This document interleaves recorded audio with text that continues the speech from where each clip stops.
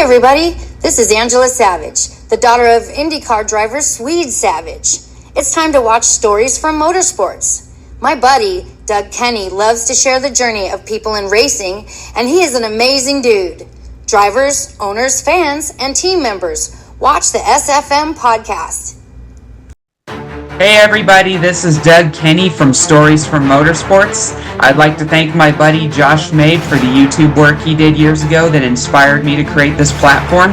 I'd like to thank my buddy Victor Sifton for convincing me to get back into it after my hiatus from 2017 to 2019. I have a very special treat for you all today with an amazing journey from an amazing racing figure. Drivers, start your engines.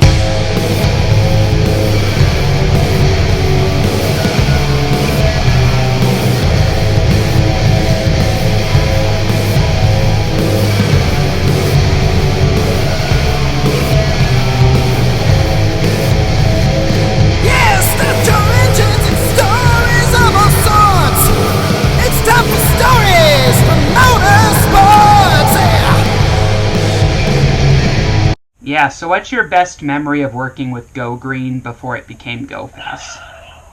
So my best memory, so I grew up, and this is one of my favorite stories. So I grew up a diehard Terry Labonte fan. Like, he was God to me, right? And so I get hired on with Go Green, and I think I started with them towards the end of the summer. I remember the first race that team went to was the fall Richmond race. I actually got hired. I got my job offer at Bristol during the Bristol night race weekend. But so they hired me. My first race with the team was Charlotte, which was a home race. So it was cool to be there. And at that time, it was really cool because Blake Cook was driving for us, and that was the first time Leaf Filter with Matt Colleague ever appeared in NASCAR. Wow, that's incredible. And it's a very funny story about that race. So J.J. Yaley was supposed to drive for us that race. And Matt Colleague, the owner of Leaf Filter, spent all his money because he wanted a driver suit, he wanted pit crew suits, he wanted the whole shebang. And Yaley came to us, I think it was Tuesday, the week of, and said, hey, I can't drive for you guys, I have to go drive for BK. So we were scrambling to find a driver that was A, going to fit in the Yaley's seat, and that would fit in the Yaley's fire suit. And so we called up Blake Cook. And Blake Cook came in, and Matt Colleague fell in love with him. And so Matt Colleague and Leaf Filter came back with us for Homestead that year. And then there was some other behind-the-scenes stuff that happened. And then that's how Matt Colleague and Blake Cook went full-time with TriStar Motorsports at the time. But that launched into, now Colleague Racing. And they're, a winning team in the Cup Series and Xfinity Series. But my best memory with Go Green was Talladega, the fall Talladega race. And like I said, I grew up idolizing Terry Labonte. And so we get to the track, I'm like, oh my gosh. I was shaking. I was so nervous. Here I am, I'm his PR guy. And he just looked at me and goes, why are you so nervous? I'm like, because I grew up idolizing you. He goes, I don't understand why. And it ended up being a really fun weekend. We actually qualified top 10 because that was when we still did the drafting qualifying, if you remember, on the super speedways. And we hooked up with Brad Kozlowski, another 14, and we qualified in the top 10. And then there was some stuff that happened behind the scenes with the wrap on our car. We had a special tribute paint scheme to Terry Labonte, and NASCAR made us change the wrap overnight. And because of that, it was considered an unapproved adjustment, and so we had to start from the back. And then if I remember, we probably got caught up in a wreck because we never had luck on the super speedways. Yeah. It was pretty cool for me. My first ever Cup Series race really traveling with the team, was with my childhood hero. That's amazing. And, I got it's pretty cool. You don't get to hear about that often. Yeah, for sure. Not everyone is that lucky. I got the same feeling when I met my hero years ago, Jamie McMurray. Yep. I remember idolizing Jamie growing up. I got into racing through him pretty much, and it was because I saw his photo finish in the newspaper of when he edged Kyle Busch at Daytona, and that piqued my interest over the next few years until I became a diehard fan. And then in 2015, I met him in person at PIR for the first time. It was that tingly feeling of making sure you give the good impression, Yep, exactly. No, and that was the biggest, from some kid from California and making it into the Cup Series. That was the biggest shock, was especially when the following season, was our first year as Go Fas, working with Labonte. That was another, I was so nervous, and I had to work with him for 2 weeks straight, because at the time, Daytona Speedways was 2 weeks long.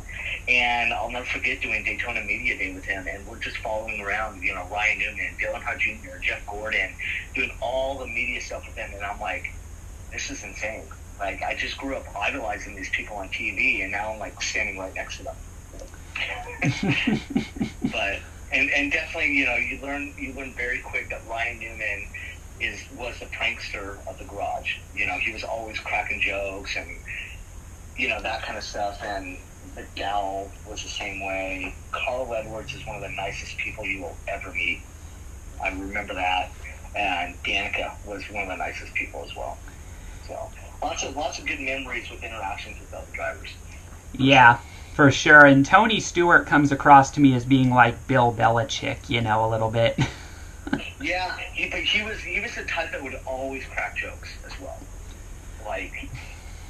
Especially when I was working with Bobby and stuff, we'd see him and they would hang out and talk, and he was just always cracking jokes. And I have some good friends that used to work at Stewart Haas and work with Tony, and were good friends with him for a long time. They said the same thing. He's like the biggest jokester, prankster. Him and Newman were the biggest pranksters in the garage. Yeah, that's definitely the truth from what I've heard. I've seen a lot of the funny stuff they've said, Yeah. Oh, yeah. And, just especially behind scenes. It was even worse. A lot more R-rated, if we can say. Yeah, I know what that's like. R-rated, like rat boys or whatever they call them. Yep, exactly. Yeah. So what's the best race you remember from your Go Fas days?